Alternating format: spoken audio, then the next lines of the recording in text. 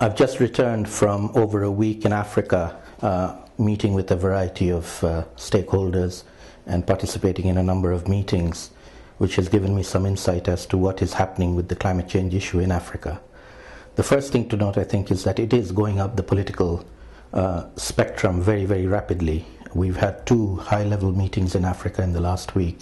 First, the finance ministers of all the African countries met in Kigali in Rwanda to discuss climate change. It's the first time finance ministers have engaged with the issue. And then the environment ministers have met in Nairobi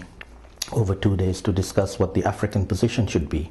And this will feed into the African Union Heads of State meeting, which is coming up in a couple of months in Libya, where the heads of state will hopefully come up with an African position on climate change, particularly for the upcoming Conference of Parties in Copenhagen for the new Copenhagen Agreement. It's very important that the countries of Africa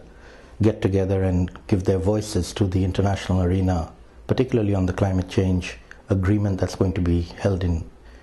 December in Copenhagen, because the countries in Africa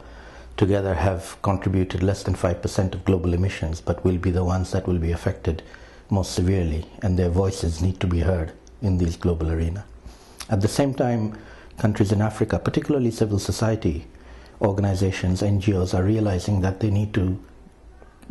get to grips with the impacts of climate change and prepare themselves to deal with them.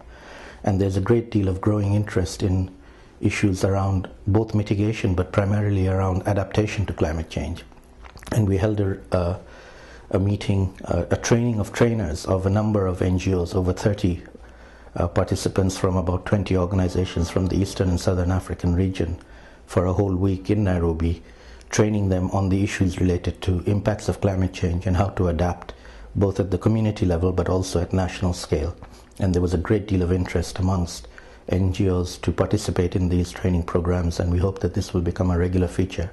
to build the human capacity that is going to be needed to deal with the impacts of climate change through adaptation, and also take advantage of any opportunities that might arise for mitigation as well.